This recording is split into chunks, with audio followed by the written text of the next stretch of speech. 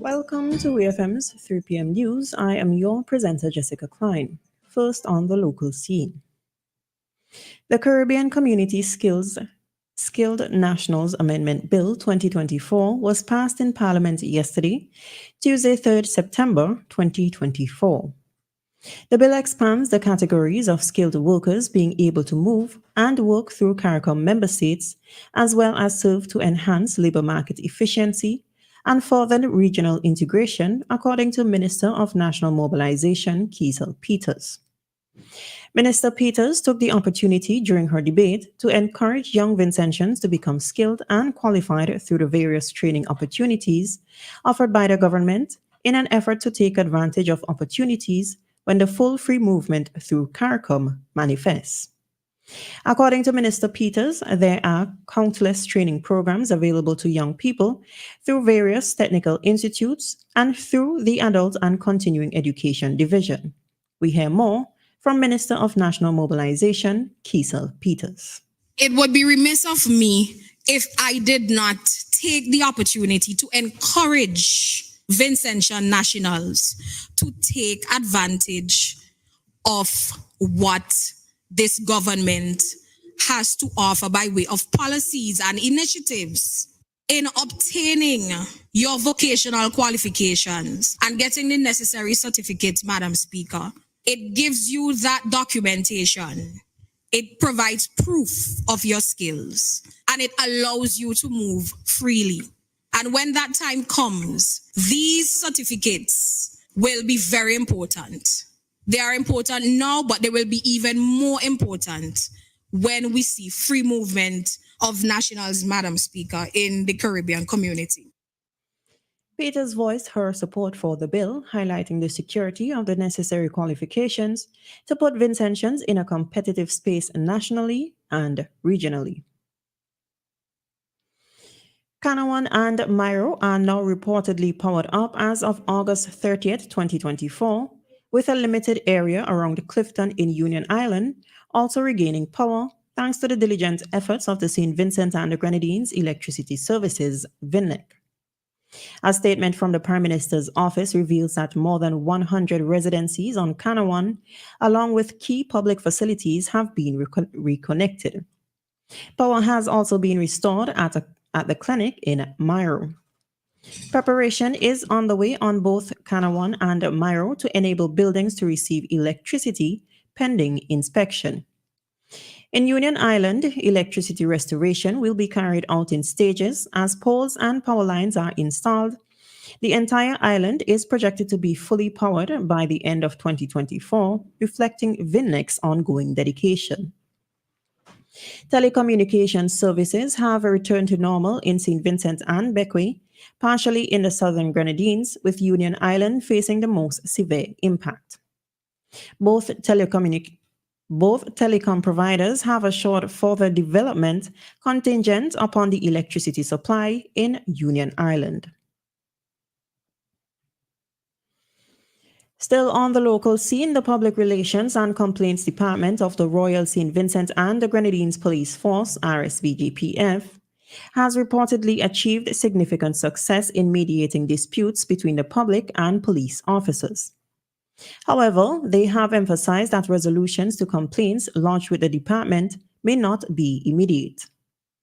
Corporal Edson Smith from the Public Relations and Complaints Department, during the recent Cop Chat program on WEFM, said that the mediation is conducted between two parties with the civilians' consent, while some cases are escalated for further investigation.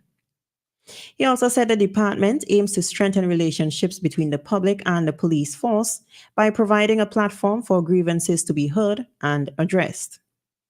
He explained that procedures are expected to be followed involving the escalation of matters of the chain of command, which may result in delayed resolutions. The department serves as a liaison between the public and the police, focusing on building community trust despite challenges and preconceived notions. Investigations into matters brought to the department are conducted thoroughly, although final results may not always be publicly disclosed. Corporal Smith hinted at a planned relocation of the department from the central police station in efforts to create a more welcoming environment for public reports. Additionally, 19 police officers recently underwent specialized public relations training to enhance the department's capabilities. On the regional scene, the Ministry of Health in St. Lucia has issued a public alert due to 40 reported cases of dengue fever in the country this year.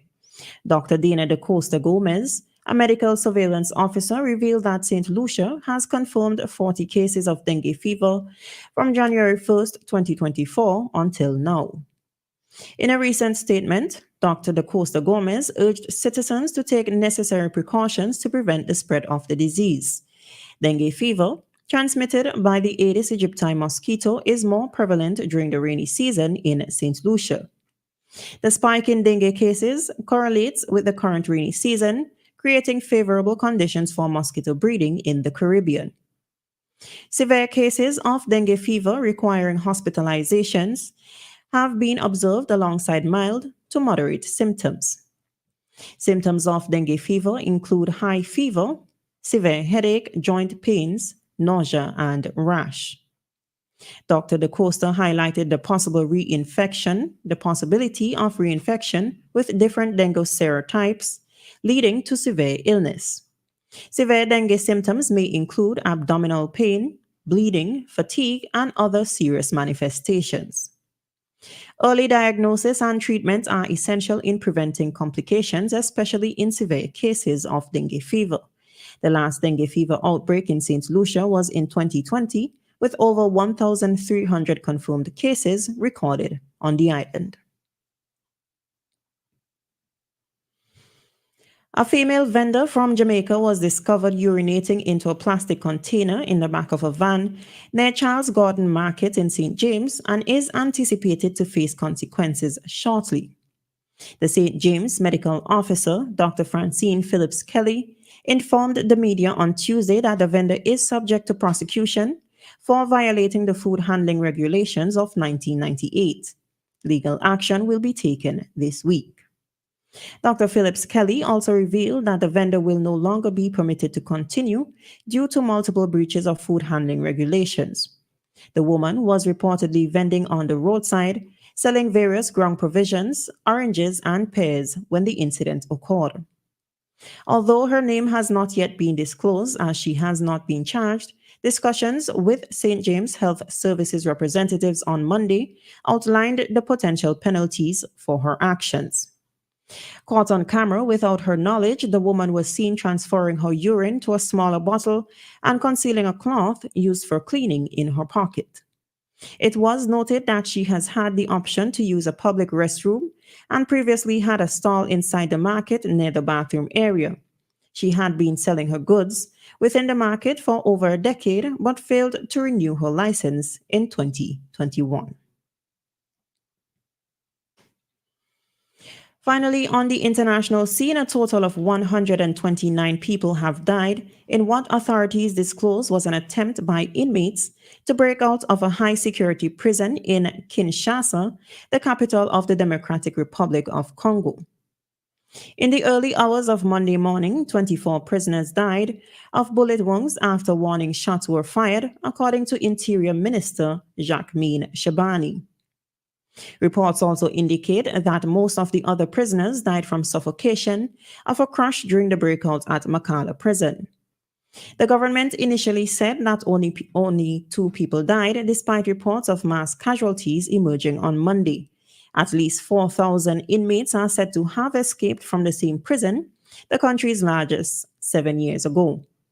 People living near the prison disclosed hearing gunshots on Monday, but attempts by journalists to reach the site were disrupted by police officers who blocked access to the area. This has been WEFM's 3 p.m. news. I have been your presenter, Jessica Klein.